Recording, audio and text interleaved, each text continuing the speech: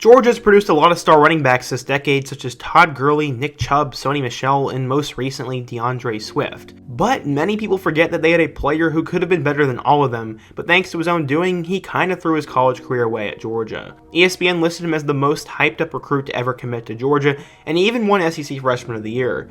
But he would make a mistake that would get him kicked out of school.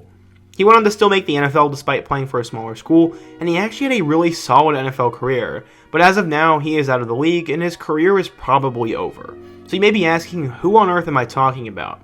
His name is Isaiah Crowell, and you've probably heard of him, and he has one of the greatest comeback stories ever. Today we're going to talk about how Crowell became a 5-star recruit, his mistake at Georgia, how he turned it all around, and what happened to the former big-time running back. But first, if you want to support what I'm doing here on YouTube, please be sure to give it a like, and subscribe on our college football journey, suggest other topic I should do next, and turn on post notifications so you never miss when I upload. Now let's go ahead and get started and talk about what happened to Isaiah Crowell. He grew up in the football hotbed of Georgia, and everyone knew this kid was going to be something special when he got to high school. When he arrived at George Washington High School, he was already an elite athlete, a star football player, and a tremendous sprinter. The tools were there, he just had to put it all together.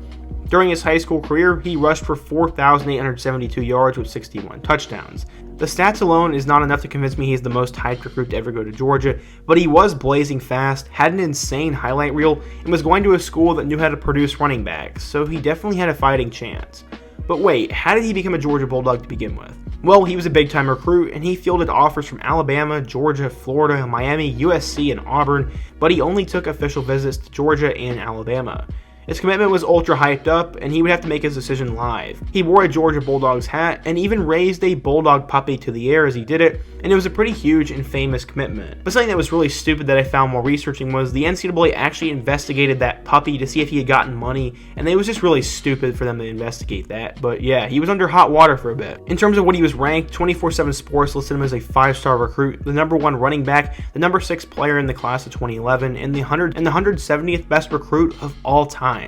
He was part of a recruiting class that many referred to as the dream team that would save Mark Richt's job, and the hype he had was pretty unreal. Going into his Georgia career, he'd have a chance to play early, as the 2 guys listed ahead of him on the depth chart would transfer, and with all the hype he had, everyone wanted to see the kid play. He had never not started a game in his football career, and that likely wasn't going to change. Head coach Mark Richt said, quote, "I wouldn't be shocked to see him running that rock in the dome against Boise State on the opening play if he does what he's supposed to do." With transfers, suspensions, and injuries helping pave the way for Crowell to start, it wasn't exactly what the coaching staff had in mind, even though it was probably what the fans wanted. Rick said, quote, "He just hasn't experienced enough of the situations that he will face. Has he seen every blitz against every protection that he needs to understand? The answer is no.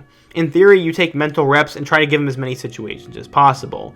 We haven't given him every single scenario yet, but before these next 10 days are over, we hope to make sure he's got enough to feel comfortable." You could say he actually played pretty good in his first game, as in his first start against a top 10 Boise State team, he went for 60 yards and proved he could be a good player.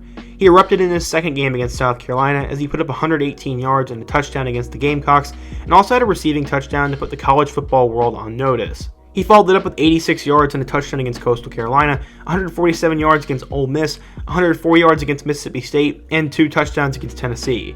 He was off to a blazing start and definitely living up to the hype he had coming out of high school so far. He would cool off though, as he only had 1 touchdown in his last 6 games and only had 1 100-plus yard rushing game. He still finished the year with 850 yards and 5 touchdowns, which was good enough for him to be named the SEC Freshman of the Year, and was definitely one of college football's brightest young stars already. Except that would be his only season in a Georgia uniform. On June 29, 2012, Crowell was arrested on possession of a weapon in a school zone with altered identification and carrying a concealed firearm. Crowell had some troubles during his time at Georgia, as he was benched for the first quarter of the Vanderbilt game for unknown reasons, and also sat out the entire game against New Mexico State because he was suspended for reportedly failing a drug test. Crowell said, quote, "It's been a lot of ups and downs. I'm going to remember the mistakes I made, the good things I did. All I've got to say in my mind is to keep working hard and be the best teammate and person I can be." It wouldn't be enough to keep him around at Georgia though, as he was kicked off the team by Mark Richt, and he would have to find a new school to go to. He elected to drop to the FCS level, as he would announce his transfer to Alabama State, and he'd put up big numbers there. He had over 800 yards and 15 touchdowns his sophomore year, and over 1,100 yards and 15 touchdowns as a junior, and from that point on, he decided to go pro and try to make it to the NFL.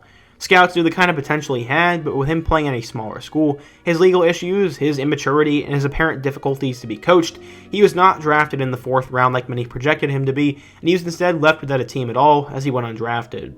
He decided to sign with the Browns, and with his talent, he would make the team and actually play very well, as he had 2 touchdowns in his first career NFL game.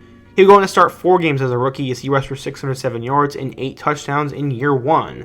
He obviously was projected to have a big second year, and he did well as he started 9 games and ran for a new high 706 yards, but he only had 4 touchdowns, so that was a bit of a letdown, but it was for the Cleveland Browns, so how can you blame it all on him? In 2016, he'd bounced back in a big way as he rushed for a career-high 952 yards and 7 touchdowns while starting all 16 games. He would once again start every game in 2017, put up 853 yards, but somehow only had 2 touchdowns, which was kind of disappointing. So far, Isaiah had made something of himself and had proved everyone wrong, but right when everyone thought he had learned his lesson, he did something that was pretty stupid. In July of 2016, he had posted a picture of a police officer getting his throat slit, and it caused a lot of outrage to say the least. It was a pretty gruesome picture and put him in hot water, but he would still get a chance to play football, and I'm a big believer in everyone getting a second chance, and he probably posted it at a very emotional time and didn't really think about it. By 2018, Isaiah was on the move as he was now a New York Jet, and he had a dazzling 100-yard 2-touchdown performance in his first game as a Jet. He'd only start 5 more games the rest of the year though, and finished with 685 yards and 6 touchdowns, which was actually pretty good for him despite not starting many games. The following year, he was on the move once again, as he would sign with the Oakland Raiders for the 2019 season, but he would never see the field or play a snap. He tore his Achilles in practice, and since then, he has not played in the NFL, and it seems pretty likely that he may be done for good. He's a free agent, and there were rumors of him going to the Seahawks in 2020, but that never ended up happening, and let's just say that Isaiah Crowell's football career is likely coming to an end. So what did happen, you might be asking? Well, I would not say Crowell was a bust at all, as he put up big numbers as a freshman and managed to start for almost 4 full seasons worth of games in the NFL. He got kicked out of school and could have let his career spiral out of control, but he bounced back, worked hard, and made a name for himself in the league despite no team even giving him a chance in the draft. He made a mistake on social media for sure, but that was almost 5 years ago, and he has seemingly gotten back on track and has had a pretty good NFL career. The biggest what if in his career is if he had stayed at Georgia for a full 3 years, but we will never know, and this was a pretty cool story, and I'm glad that he came back and didn't let the odds stacked against him kill him. What do you guys think though? If you're a Georgia fan, what did you think of Crowell when he was there for 1 year, and how do you think he would have done had he stayed? Who is another recruit like this that I can do next, as I love doing these story videos about high profile recruits.